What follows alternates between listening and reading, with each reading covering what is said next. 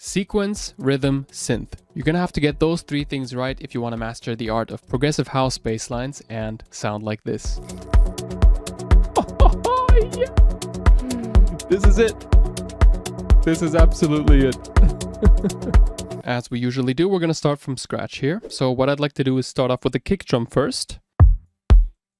Just a naturally short little kick like this one here. Drag that in. Let's stick with a tempo of 123, and I'm gonna draw on a simple kick loop that is gonna be playing 4 to the floor. So just like this. Copy that, paste that over. There we go. Then I'd like to add some kind of top loop or shaker to accompany the kick rhythm. Just like that. A simple percussion or shaker loop will do the job.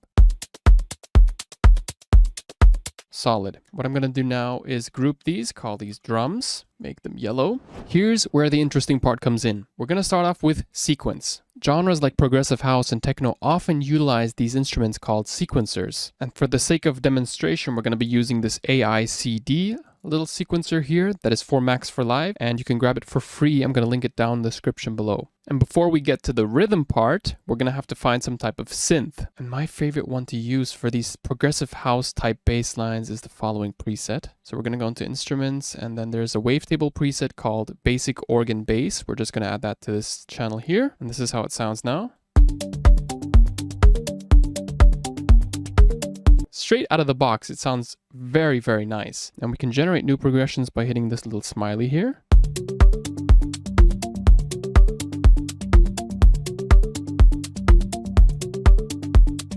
And we could either head into pitch here and repitch every single note to match our key.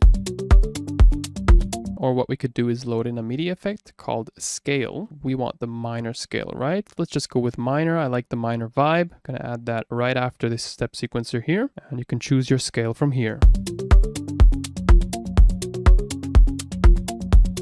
And then you can also readjust your notes from here. And the scale will automatically readjust the notes to fit your scale to, in this case, D sharp minor. And if you're still not happy with the notes, you can also add a pitch MIDI effect, load that up either after or before the acid rack.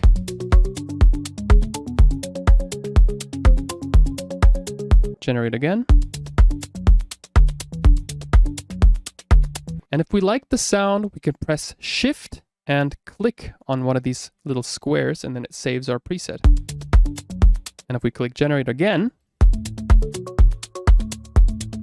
we can always get back to the first preset by clicking this little knob here.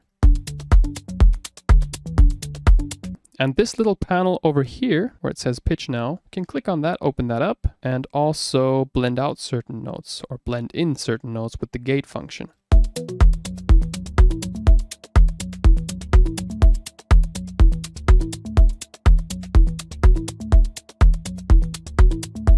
That's so much fun. You can also mess around with the velocity over here. And remember that you can always change the scale and the bass frequency or the bass note over here. And if you crank up the FM, that's where you get that typical progressive house sound, like Lost and Found and Guy J. So let's generate a new patch here.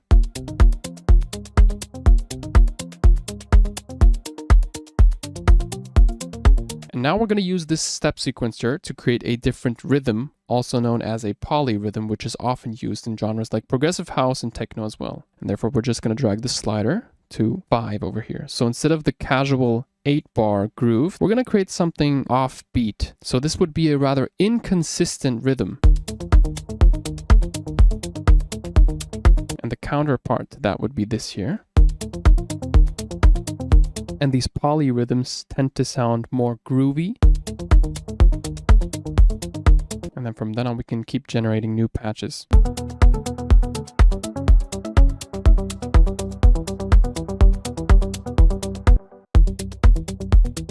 In order to see the rhythm that we're creating, we're going to create a new MIDI track right underneath our synth patch over here. And the input, we're going to change that from all ins to basic organ bass. So we're going to take the MIDI information from this channel and transfer it here. And therefore, we're going to hit record and record our sequence.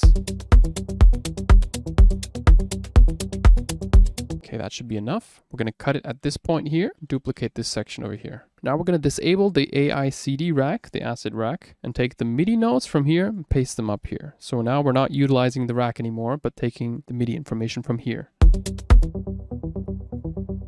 And you can see that this is a polyrhythm because the root note is always played on a different section of the groove, as well as these notes up here. If it would be a usual groove, it would look something like this. It would always play on the 1 here. But since this is a polyrhythm, which is commonly found in African types of grooves, it would look like this. This is a really interesting way to create variation to your groove. And if you'd like to have a reference track, you could also check out Ground Control by Cid Inc, which has a polyrhythmic acid bass line. So it all comes down to the step sequencer that you're using, the synth sound, and the polyrhythm. And to give it that final touch, to make it sound more like Lost and Found, Guy J, you're going to have to add some type of ambience or atmosphere to the background. So therefore, I'm going to create an audio track like this, and I'm just going to look for a sample to keep it nice and simple. Let's see if we have a couple of pads evolving.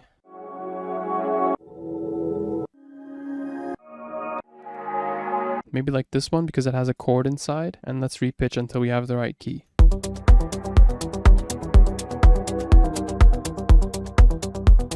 And we can always change the sequence. Let's say we don't like this MIDI file over here. Then we'll just re-enable the AICD rack here.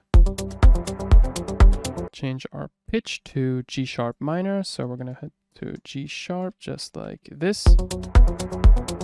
And generate some new presets here.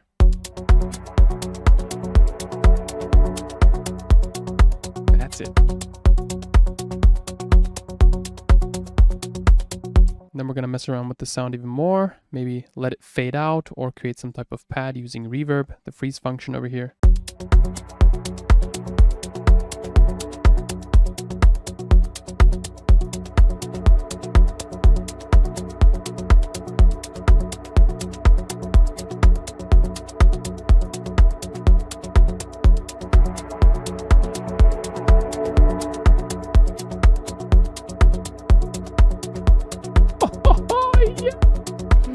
This is it.